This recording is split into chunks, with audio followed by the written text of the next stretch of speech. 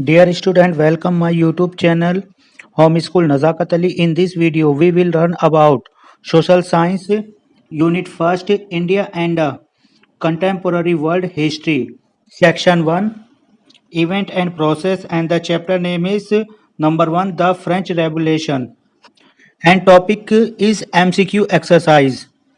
Our first question is Louis XVI lived in. Answer will be A. Paris. प्रश्न number 1 है कि जो Louis 16 थे वह कहाँ के थे, यानी कि किस देश से उनका संबंध था। तो पेरिस, जो फ्रांस की राजधानी थी, इनका संबंध फ्रांस से था। Question number 2, the term general wills was coined by. वो कहते हैं कि जो टर्म्स यानी कि सिद्धांत जनरल विल्स, सामान्य इच्छा का सिद्धांत किसने दिया। तो ये सिद्धांत आप याद रखेंगे मॉन्टेस्क्यू ने दिया था। It is most important question. The term general will was coined by Montesquieu. Now third question, the Declaration of Right of Man the Citizen was proclaimed, and right answer is 10 August 1789. Question number 3 है कि मानव और नागरिक अधिकार कानून की घोषणा कब की गई थी। तो इसका सही उत्तर है 10 अगस्त 1789 में मानव और कानून अधिकार की घोषणा की गई थी। Now next question number 4, the French Revolution of 1789 AD took place during the reign of King. Answer is A option Louis 16. Louis 16. Answer is A option Louis 16. कि जो फ्रेंच रेवोल्यूशन थी 1789, उस जिस समय वह घटित हुई उस समय क्षेत्र का राजा कौन था, यानी कि वहां का राजा कौन था। तो लुई 16 वहां का राजा था। दोस्तों आपको हम ये भी बता दें कि जो फ्रांस है, फ्रांस के जो राजा होते थे उनके नाम लुई के ऊपर होते हैं, जैसे कि लुई 1 2 3 4 5 6 7 8 9 10 11 12। तो हम मॉडर्न हिस्ट्री में जो पढ़ते हैं हम Louis 14, Louis 15 and Louis 16। Louis 16 इसमें जो जिस समय हमारी फ्रेंच रेवोल्यूशन हुई उस समय वहां के किंग थे। Now next question number 5, the tennis court oath was taken. Option A June 1789। Hindi में कि टेनिस कोर्ट, जो टेनिस कोर्ट की शपथ थी वो कब ली गई थी। तो इसका सही उत्तर है 20 जून 1789 को टेनिस कोर्ट की शपथ ली गई थी। Next question number 6, what were the taxes extracted by the church called. वो कहते हैं कि चर्च के द्वारा टैक्स लगाए गए थे, उन्हें क्या कहा जाता। तो ऑप्शन ए तैथीज, ताइथेज, यानी कि जो ताइथेज था वो वहां के चर्च के करों को कहा जाता था। Question number 7, France was the declared a republic on. Option C is the right answer, सितंबर 22 1972। फ्रांस को गणतंत्र की घोषणा कब की गई। तो इसका उत्तर है 22 सितंबर 1792 को फ्रांस यानी कि रिपब्लिक की घोषणा की गई। Now question number 8, Marie Antoinette was a princess of. कि मैरी एंटोनी जो किस देश की रानी थी या राजकुमारी थी। तो right answer will be option number B Austria. Austria इसका सही उत्तर होगा कि मैरी एंटोनी ऑस्ट्रिया की राजकुमारी थी।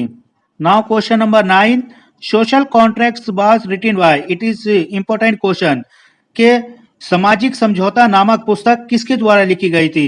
And right option is option number C Rousseau. Rousseau के द्वारा ये लिखी गई थी। Now question number 10, the words man is born free everywhere he is in chains were said by. वो कहते हैं कि यह शब्द कि मनुष्य आजाद हुआ था फिर भी चारों ओर जंजीरों में जकड़ा गया है, किसके द्वारा ये शब्द कहे गए हैं। Right answer is A Rousseau. ये रूसो के द्वारा कहे गए थे। Now question number 11, spirit of laws was written by. And the answer will be Montesquieu. ये कानून की आत्मा किताब किसके द्वारा लिखी गई थी। तो इसका सही उत्तर डी मॉन्टेस्क्यू है। Now question number 12, Marseillaise a patriotic song was composed bye.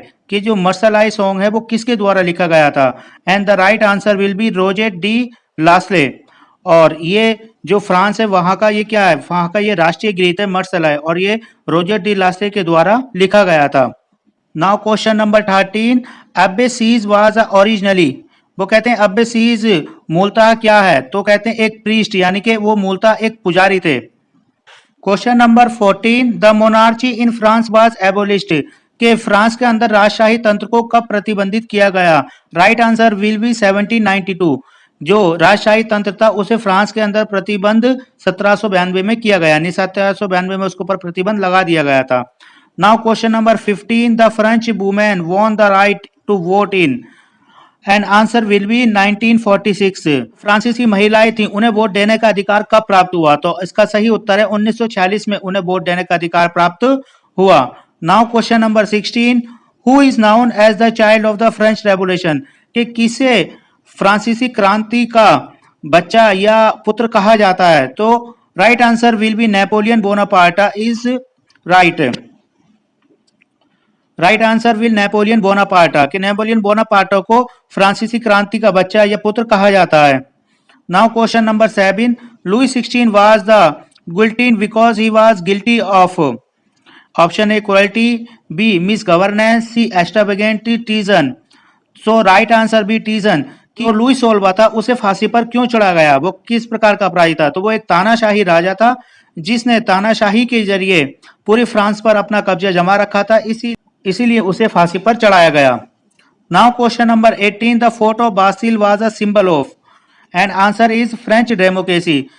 Question number 18 है कि जो बास्टिल दुर्ग था वो किसका प्रतीक था? तो इसका सही उत्तर है फ्रांसीसी लोकतंत्र का प्रतीक था, यानी कि चिन्ह था। Now question number 19, the slave trade started in the, वो कहते हैं कि जो दास व्यापार था वह कब शुरू हुआ? And now answer will be 17th century, और सही उत्तर है कि 17वीं शताब्दी में दास व्यापार शुरू हुआ था। Now the last question, question number 20, in 1802 slavery was reintroduced by, option A and answer is Napoleon Bonaparte. दासता को किसने पुनः परिचय कराया या शुरू किया? तो इसका उत्तर है नेपोलियन बोनापार्ट, सही उत्तर है इसका। तो प्रिय छात्रों, आपको ये मेरी वीडियो कैसी लगी नीचे कमेंट बॉक्स में जरूर लिखें, और क्या मेरे को आगे ऐसी वीडियो बनानी चाहिए इस बारे में भी अपनी राय जरूर दें। और प्लीज जो नए व्यूवर्स हैं जो मेरे चैनल को पहली बार देख रहे हैं वो मेरे चैनल को सब्सक्राइब करना ना भूलें। वीडियो आपको कैसी लगी कमेंट बॉक्स में जरूर लिखें। धन्यवाद।